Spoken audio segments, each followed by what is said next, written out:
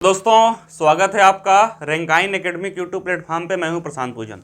दोस्तों जैसा कि आपको पता ही है कि एसएससी एमटीएस का जो फर्स्ट फेज था आपका मई में कंप्लीट हो गया। इसके बाद जून में आपका पेपर होने वाला है। और जैसा कि आप लोग को पता ही होगा कि जून में एसएससी एमटीएस सन 2023 की वैकेंसी फिर से आने वाली है, क्योंकि अभी जो आप लोग पेपर दे रहे हैं यह सन 2022 का पेपर दे रहे हैं। तो दोस्तों एसएससी एमटीएस की अभी जो दौर है एक ख़त्म होगा, फिर एक आएगा। तो आप लोग अपनी पढ़ाई को कंटिन्यू रखिए। इस बार अच्छे मार्क्स आ गए तो बहुत अच्छी बात है, थोड़ा कसर रह गया तो अगली बार उसको पूरा करिएगा। तो दोस्तों अभी जो सबसे बेस्ट तरीका है, अब की बार जो बच्चे एग्जाम दे रहे हैं या फिर जिनकी तैयारी कंप्लीट है, अगली बार एग्जाम देना चाहते हैं, उनके लिए यह है कि जो PYQ हैं, जो 25 क्वेश्चन का सेट है, जो कि एसएससी एमटीएस में आया हुआ सेट है, अपनी पढ़ाई को परखने का सबसे बेस्ट तरीका है कि आप लोग चेक करें कि जो टॉपिक आप लोगों ने पढ़ा है क्या उस टॉपिक से आपके आंसर बन पा रहे हैं कि नहीं बन पा रहे हैं। और दोस्तों जो टॉपिक से आंसर नहीं बन पा रहे हैं उसको आप लोग जाके पुनः तैयार करिए, ठीक है। तो पहला आंसर हमारा क्या है? सोतमगो झील। दोस्तों नाम याद रखिएगा, सोतमगो झील, ठीक है ना। सोतमगो झील जो है वह निम्नलिखित में से किस राज्य में स्थित हिमाच्छादित झील है? हिम आच्छादित। यदि मैं हिमाच्छादित का संधि विच्छेद करूं तो हिम से आच्छादित। हिम मतलब क्या होता है? बर्फ होता है। और आच्छादित मतलब क्या होता है? ढका हुआ। तो ऐसी कौन सी झील है? ऐसी जो सोतमगो झील है, सोतमगो झील के बारे में बताया हुआ है कि यह ऐसी झील है जो कि बर्फ से ढकी हुई है। इस प्रकार की बर्फ से ढकी हुई झील जो जिसका नाम सोतमगो है, कौन से राज्य में पड़ता है? तो वह दोस्तों पूर्वोत्तर राज्य सिक्किम में पड़ता है सोतमगो झील, और यह हिम से ढकी हुई है। सिक्किम सोतमगो, ठीक है ना, सोतमगो सिक्किम। इस तरीके से भी आप लोग नाम याद कर सकते हैं। अगले प्रश्न की तरफ बढ़ते हैं। उधार को छोड़कर सरकार के कुल व्यय और उसकी कुल प्राप्तियों के बीच का अंतर होता है, ठीक है ना। उधार, जो भी सरकार पे उधार है उसको हमने छोड़ दिया। सरकार के कुल व्यय यानी कि सरकार ने खर्चा कितना किया, सरकार का खर्चा कितना है, जो तमाम प्रकार की दोस्तों योजनाएं चलती हैं उस पर खर्चा कितना है, और उसके कुल प्राप्ति, ठीक है ना, यानी कि उसकी आय कितनी है। जैसे हमने बोला कि हमारी 10 रुपये आय है, हमारी 10 रुपये क्या है? आय है, और 8 रुपये हमारा क्या है? खर्चा है, ठीक है ना। 8 रुपये हमारा खर्चा है। तो सरकार के कुल व्यय और उसके कुल प्राप्तियों के बीच का अंतर होता है उधार को छोड़कर दोस्तों राजकोषीय घाटा, ऋण प्रवाह, कर्ज का बोझ या फिर बाजार संतुलन, ठीक है ना। यदि हमने बोला कि आय हमारी 8 रुपये है और व्यय हमारा 10 रुपये है, आय हमारी 8 रुपये है और दोस्तों व्यय हमारा 10 रुपये है, तो इस प्रकार की उसकी कुल प्राप्तियों के बीच का अंतर क्या होगा? तो वह होगा राजकोषीय घाटा, ठीक है ना। उधार को छोड़कर आय और व्यय के बीच जो अंतर होता है उसको क्या बोलते हैं? राजकोषीय घाटा, ठीक है। यह अर्थशास्त्र का एक क्या था? प्रश्न था। अगले प्रश्न की तरफ बढ़ते हैं। भारतीय संविधान में निम्नलिखित में से किस आयोग का उल्लेख है? ठीक है ना, यह प्रश्न भी पूछा हुआ है, बार बार परीक्षा में ऐसे प्रश्न आते हैं कि जो हमारे संविधान में, देखो बहुत सारे ऐसी बॉडी बनती हैं जो कि बहुत सारे कार्य करने के लिए बनाई जाती हैं, ठीक है। जैसे कोई देश में समस्या है तो उसको हल करने के लिए एक आयोग का गठन कर दिया गया। लेकिन ऐसा कौन सा आयोग है जिसकी बात भारत के संविधान में ही कही गई है? तो भारतीय संविधान में निम्नलिखित में से किस आयोग का उल्लेख है? संघ लोक सेवा आयोग, राष्ट्रीय मानवाधिकार आयोग, राष्ट्रीय महिला आयोग या भारतीय प्रतिस्पर्धा आयोग? दोस्तों राष्ट्रीय मानवाधिकार आयोग, इसका वर्णन संविधान में नहीं है। यह संविधान बनने के बाद में इस आयोग का गठन किया गया, जो ह्यूमन राइट्स होते हैं कि मानव के अधिकार क्या हैं और मानव के अधिकार का कोई वायलेशन तो नहीं कर रहा है, उसको जांचने परखने के लिए। आप लोगों ने सुना होगा कि जैसे कि शूट आउट हुआ तो मानवाधिकार तुरंत हावी होता है कि क्या यह शूट आउट सही है या गलत है, यानी कि मानव के अधिकार के लिए एक आयोग का गठन हुआ। उसी प्रकार से महिला आयोग का गठन हुआ कि महिलाओं के अधिकार को जांचने परखने के लिए महिला आयोग का गठन हुआ। भारतीय प्रतिस्पर्धा आयोग, यह दोस्तों प्रतिस्पर्धा जो परीक्षाएं होती हैं उसके लिए यहाँ पर बात कही गई है। लेकिन जो संघ लोक सेवा आयोग है, जिसका कि शॉर्ट नेम है UPSC, जो दोस्तों देश में ऑफिसर होते हैं IAS, IPS, IFS, उनके चयन का यह एक माध्यम बनता है। इस आयोग का जो उल्लेख है वह भारतीय संविधान में है। तो प्रश्न नंबर 3 का आंसर क्या हो जाएगा? संघ लोक सेवा आयोग, ठीक है। अगले प्रश्न की तरफ बढ़ते हैं। सन 2011 की जनगणना में भारत के कितने राज्यों और केंद्र शासित प्रदेशों को शामिल किया गया है, ठीक है ना। जो सन 2011 की जनगणना थी उसमें भारत के कितने राज्यों और केंद्र शासित प्रदेशों को शामिल किया गया था दोस्तों। टोटल जो स्टेट थे और यूटी थे, यदि हम इसको काउंट कर लें तो वह कितने थे, 28 और 7, ठीक है ना। तो यहाँ पर कितने हो गए, 35 हो गए। बात समझ में आई। तो सन 2011 की जनगणना के अनुसार भारत में 35 राज्य और केंद्र शासित प्रदेश थे, ठीक है। इसको स्टेट प्लस यूटी,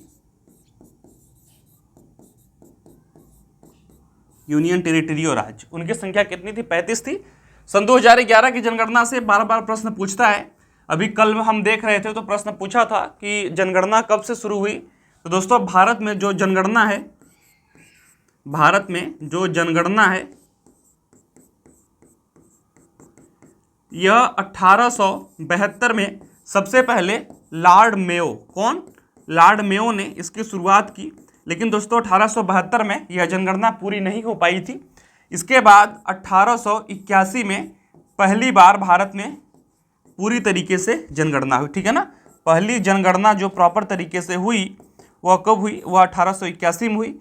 फिर इसके बाद लगातार प्रत्येक 10 वर्ष के अंतराल पर 1891 में, 1901 में, फिर 1911 में, फिर 1921 में, 1931, 1941, यह दोस्तों आज़ादी के पहले की जनगणना है, ठीक है ना।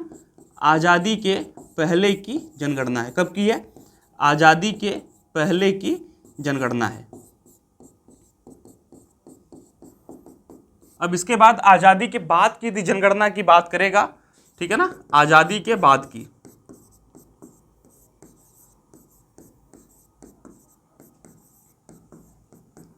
तो यह 1951, 1961, 1971, 1981, 1991, 2001 और सन 2011। अभी जो सबसे लेटेस्ट जनगणना है दोस्तों वह सन 2011 की है। यह सबसे क्या है, यह सबसे नवीनतम है, नवीनतम है, ठीक है ना। 21 में प्रस्तावित थी लेकिन कोरोना काल की वजह से यह जनगणना 31 में नहीं हो पाई। और दोस्तों प्रत्येक 10 वर्ष के पश्चात ऐसा भी प्रश्न पूछा है, तो प्रत्येक 10 वर्ष के पश्चात जनगणना होती है, कहाँ, भारत में, ठीक है ना। तो यह पूरा सारांश रहा जनगणना के इतिहास का। इसके बाद के पॉइंट आप लोग को पता है, ठीक है ना, कि कहाँ पर अमीरी सबसे अधिक है, कहाँ पर सबसे गरीबी सबसे अधिक है, लिंगानुपात कहाँ पर सर्वाधिक है, राज्य और यूटी अलग अलग जो सेक्टर होते हैं, ठीक है, जनसंख्या घनत्व तो कहाँ पर ज़्यादा है, जनसंख्या कहाँ पर सबसे अधिक है। तो ये सब जो 7-8 पॉइंट होते हैं जनगणना से, उसे आप लोग याद रखेंगे।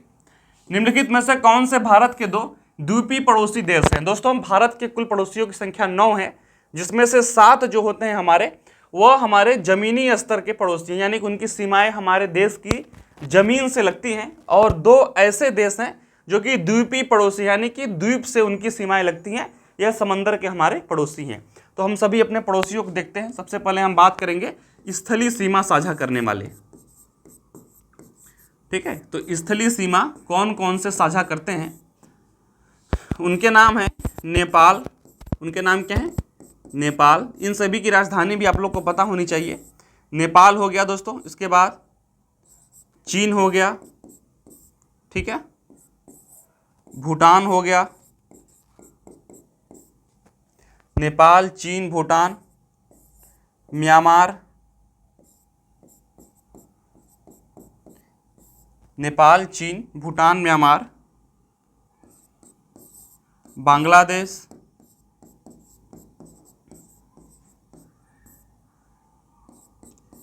अफगानिस्तान,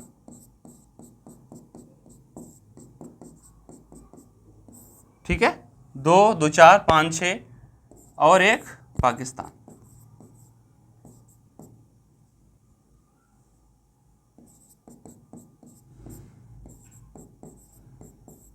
पाकिस्तान, ठीक है ना। इन सभी 7 देशों की जो सीमाएं हैं दोस्तों, वो हमारे देश से स्थलीय रूप से लगती हैं। और 2 ऐसे देश हैं जिनकी सीमाएं द्वीपीय, ठीक है ना, इनको आप द्वीपीय बोलिए या जलीय बोलिए, द्वीपीय बोलिए या जलीय बोलिए। उनके नाम हैं श्रीलंका, उनके नाम क्या है, श्रीलंका और मालदीव, ठीक है। पाक जल डबरू मध्य या मन्नार की खाड़ी जो है वह भारत और श्रीलंका को अलग करती है।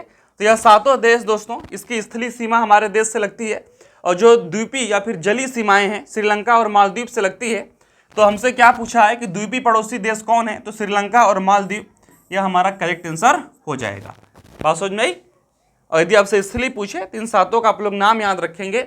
और यदि मैं इसमें कुछ एड ऑन करूं जिससे परीक्षा में आने की संभावना अधिक है, तो इन सभी की कैपिटल क्या है, इन सभी की मुद्रा क्या है, और जो प्रमुख देश हैं जैसे कि आप चीन बोल लीजिए, पाकिस्तान बोल लीजिए, ठीक है ना, McMahon line, red Cliff line. तो जो सीमाएं भारत और चीन को, भारत और पाकिस्तान को अलग करती हैं, उनसे प्रश्न हमेशा सही परीक्षा में पूछा जाता है। जैसे कि श्रीलंका हो गया, मन्नार की खाड़ी या पाक जलडबरू मध्य जो सीमा है यह भारत और श्रीलंका को अलग करती है। तो यह 4-5 जो मोटी मोटा पॉइंट है, इन्हीं से हमेशा हमारे पड़ोसी देशों से प्रश्न पूछता है। कोई यदि नया प्रधानमंत्री राष्ट्रपति बना है हमारे पड़ोसी देशों का, तो उनसे भी संभावना बन जाती है प्रश्न आने के। निम्नलिखित में से किसने तुगलकाबाद शहर की स्थापना की थी, ठीक है ना दोस्तों। तुगलकाबाद शहर की स्थापना गयासुद्दीन तुगलक ने की थी, जिसने की तुगलक वंश की स्थापना भी की थी। तो गयासुद्दीन तुगलक ने दोस्तों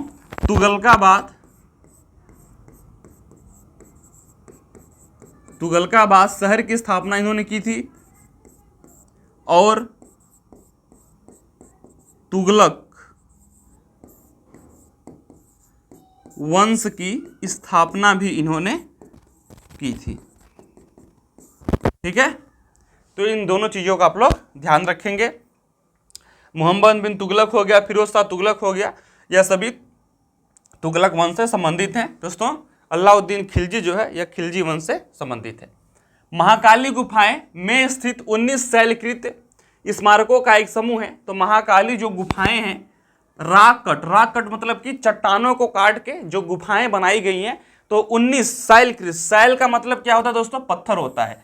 यानी कि पत्थरों की 19 गुफाओं का जो समूह है, जिन्हें महाकाली गुफाओं के नाम से भी जानते हैं, यह स्मारक स्थल कौन से राज्य में है, तो यह महाराष्ट्र में है।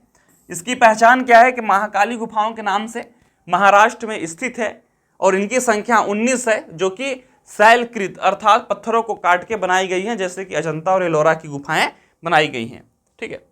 माच किस भारतीय राज्य की पारंपरिक नाट्य शैली है। दोस्तों माच आप लोगों ने पढ़ा होगा, यह काफी फेमस भी है, जो कि मध्य प्रदेश की एक नृत्य शैली है, ठीक है ना।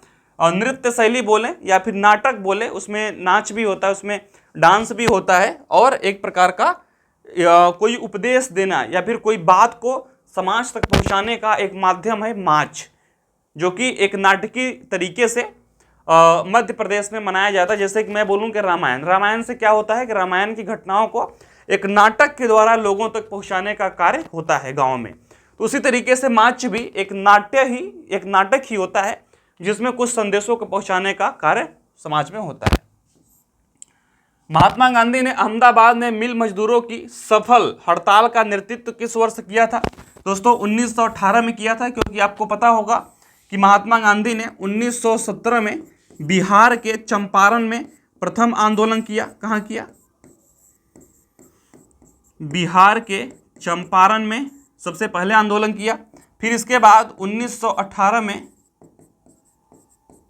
अहमदाबाद, ठीक है ना, और खेड़ा, इन दोनों जगह आंदोलन किया। एक जगह मिल मजदूरों के लिए और एक जगह किसानों के लिए। बात समझ में आई? तो 1918 में महात्मा गांधी ने अहमदाबाद में मिल मजदूरों के लिए एक नेतृत्व का, हड़ताल का नेतृत्व किया, ठीक है। इसके बाद इनके कुछ और हैं, जैसे कि असहयोग आंदोलन हो गया, सविनय अवज्ञा आंदोलन हो गया, भारत छोड़ो हो गया। तो ये जो 5-6 चीजें हैं, इसे आप लोग याद रखेंगे। और महात्मा गांधी ने किस कॉन्फ्रेंस में भाग लिया? महात्मा गांधी भारतीय राष्ट्रीय कांग्रेस के पहली बार अध्यक्ष कब बने? एक ही बार बने हैं, तो इसे भी आप लोग को याद रखना है। केंद्रीय शिखर या गुंबद जैसी संरचना, ठीक है ना, अलग अलग दिशाओं में धाराओं के प्रवाहित होने पर कौन सा जल निकासी पैटर्न बनाती है? अच्छा, जो दोस्तों गुंबद की तरह इस तरीके की धाराएं होती हैं, वो अलग अलग दिशाओं में धाराओं के प्रवाहित होने पर कौन सी जल निकासी पैटर्न बनाती हैं? आयताकार पैटर्न, सलाखे पैटर्न, सलाखे मतलब कि ऐसे, और आयताकार मतलब कि ऐसे, वृक्ष समान यानी कि कुछ कुछ ऐसे ऐसे, और ये रेडियल पैटर्न। दोस्तों ये जो केंद्रीय शिखर या गुंबद जैसी संरचनाएं होती हैं वो अलग अलग दिशाओं में धाराओं के प्रभावित होने पर जो पैटर्न बनाती हैं वो अरी यानी कि रेडियल पैटर्न बनाती हैं, ऐसा कोई पैटर्न नहीं बनाती हैं। ठीक है, तो प्रश्न नंबर 10वें का आंसर क्या हो जाएगा? Radial pattern. भारतीय संविधान के तहत निम्नलिखित में से कौन सा अधिकार मौलिक अधिकार नहीं है? समानता का अधिकार मौलिक अधिकार है, स्वतंत्रता का अधिकार मौलिक अधिकार है, शोषण के विरुद्ध अधिकार मौलिक अधिकार है। लेकिन दोस्तों संपत्ति का अधिकार पहले मौलिक अधिकार था, लेकिन इसे 44 अमेंडमेंट द्वारा 1978 में इसको मौलिक अधिकार से हटा दिया गया, क्योंकि जब संपत्ति का अधिकार मौलिक अधिकार था तो जब सरकार किसी की संपत्ति को एक्वायर करती थी डेवलपमेंट के लिए, विकास के लिए, तो लोग सुप्रीम कोर्ट चले जाते थे कि सर ये संपत्ति हमारी है और हमारा यह मौलिक अधिकार है कि मैं इस संपत्ति को किसी को दूं चाहे ना दूं। तो उससे दोस्तों डेवलपमेंट के कार्यों में बहुत ज़्यादा बाधा आती थी, तो इसीलिए सरकार ने संपत्ति के अधिकार को कानूनी अधिकार बना दिया और इसे मौलिक अधिकार से, जो कि फंडामेंटल राइट से, डिमोलिश कर दिया। ठीक है, तो समानता का, स्वतंत्रता का और शोषण का अधिकार आज भी मौलिक अधिकार है, लेकिन संपत्ति का अधिकार आज फंडामेंटल राइट नहीं है। तो चूंकि यह गलत कथन है और हमसे गलत कथन ही पूछा है, इसलिए संपत्ति का अधिकार हमारा करेक्ट आंसर हो जाएगा। प्रश्न नंबर 11 का आंसर चौथा। 1 फरवरी सन 2023 को निर्मला सीतारमण दोस्तों जो देश की वित्त मंत्री हैं, प्रस्तुत किया जिसमें आयकर अधिनियम 1961 के प्रावधानों में विभिन्न परिवर्तनों का प्रस्ताव रखा गया। आयकर अधिनियम जो कि दोस्तों टैक्स का रूल है, उसमें क्या किया गया कि जो 1961 में टैक्स के नियम कानून बने थे उसमें कुछ परिवर्तन करना है। इसके लिए देश की वित्त मंत्री निर्मला सीतारमण ने प्रस्ताव रखा, उसको क्या कहेंगे? मध्यस्थता विधेयक, विनियोग विधेयक, वित्त विधेयक या भारतीय अंटार्कटिक विधेयक। दोस्तों जब वित्त पे बात चल रही है, ठीक है ना, जब वित्त पे बात चल रही है, क्योंकि निर्मला सीतारमण क्या है? वित्त मंत्री हैं, बात समझ में आई कि नहीं है? फाइनेंस मिनिस्टर हैं।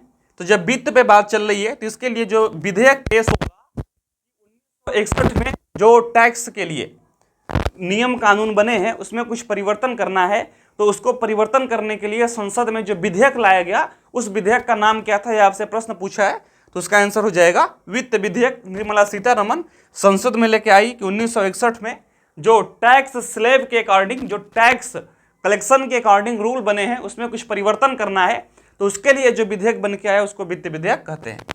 जब रोटी ऊपर उठती है, ठीक है ना, जैसे कि एक रोटी हो गई, अब इसमें गैस भरेगी, पकेगी तो ऊपर उठेगी, ठीक है, इस तरीके से आप लोग देख लो।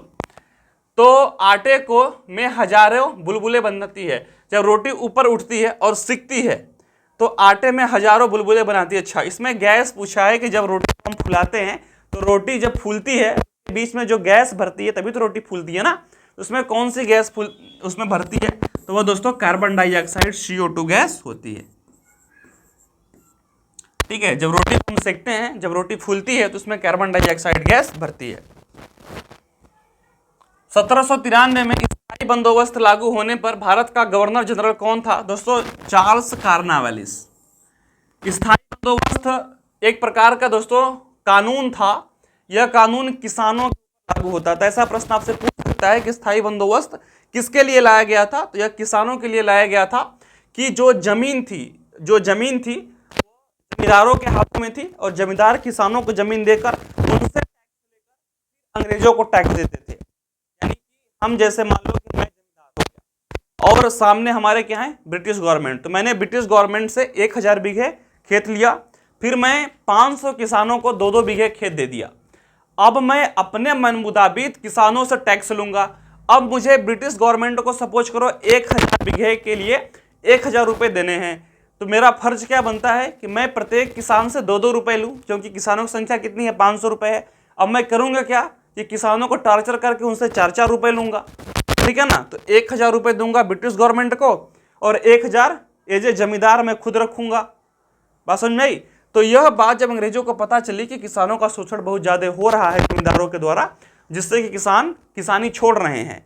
तो फिर उस जमींदारी प्रथा को खत्म करके स्थायी बंदोबस्त लाया गया कि अब ब्रिटिश गवर्नमेंट द्वारा जो जमीन है वह डायरेक्ट किसानों को दी जाएगी और डायरेक्ट जो ब्रिटिशर्स के अधिकारी होंगे वह उनसे टैक्स कलेक्ट करेंगे। दोस्तों उस समय उस पद को कलेक्टर कहते थे, यानी कि टैक्स कलेक्ट करने वाले को। 15वें प्रश्न पे आते हैं दोस्तों, राष्ट्रीय राजमार्ग NH44, राष्ट्रीय राजमार्ग NH44 सबसे लंबा राष्ट्रीय मार्ग है जो कि जम्मू और कश्मीर से तक जाता है।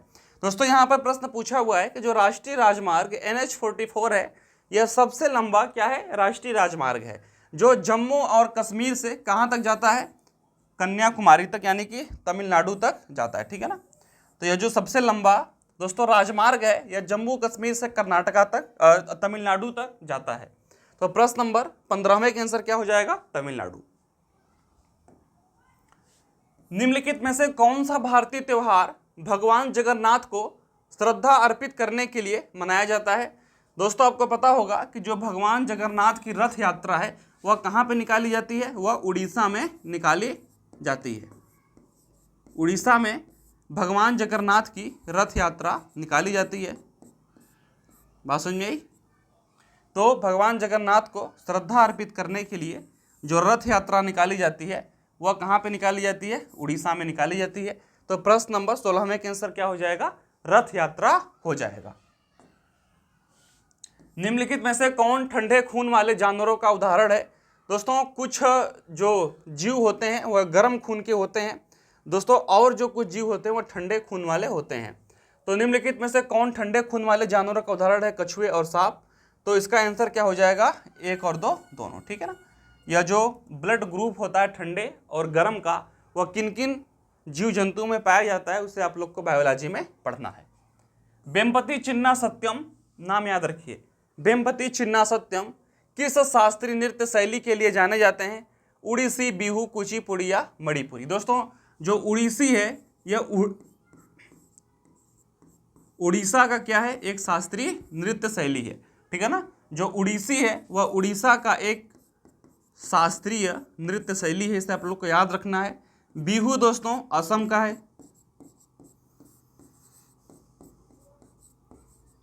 असम का नृत्य शैली है। कुचिपुड़ी की बात करें तो आंध्र प्रदेश का है, और मणिपुरी की बात करें तो यह मणिपुर का है। तो हमसे क्या पूछा है, वेम्पति चिन्ना सत्यम, यह दोस्तों कुचिपुड़ी जो कि आंध्र प्रदेश का एक शास्त्रीय नृत्य है, वेम्पति चिन्ना सत्यम कुचिपुड़ी से ही संबंधित है। ठीक है। तो प्रश्न नंबर 18वें का आंसर सी हो जाएगा, कुचिपुड़ी।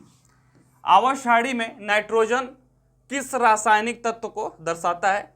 तो दोस्तों जो नाइट्रोजन है यह N जो है यह नाइट्रोजन का सिंबल है, इसे आप लोग को याद रखना है कि नाइट्रोजन N का सिंबल है। और दोस्तों इसी तरीके से आपको लगभग 1 से लेकर 20 तक जो कि MTS में बार बार देखा गया है कि ऐसे सिंबल या फिर क्वेश्चन वाले प्रश्न पूछते हैं कि सोडियम का परमाणु क्रमांक क्या होगा, या फिर सोडियम का सिंबल क्या होगा, पोटेशियम का परमाणु क्रमांक क्या होगा, या पोटेशियम का सिंबल क्या होगा। तो आप लोग 1 से लेकर 20 तक याद कर लीजिए। निम्नलिखित में से किसने BBC Indian sports women of the year पुरस्कार सन 2021 जीता। लवलीना बोर्गोहेन, मीराबाई चानू, अदिति अशोक या PV सिंधु। दोस्तों ओलंपिक में भी यह पदक विजेता हैं मीराबाई चानू, वेट लिफ्टिंग में इन्होंने पदक जीता था। और BBC Indian sports women of the year सन 2021 की भी यह क्या है, विजेता रही हैं। तो प्रश्न नंबर 20वें का आंसर क्या हो जाएगा, मीराबाई चानू। ठीक है ना।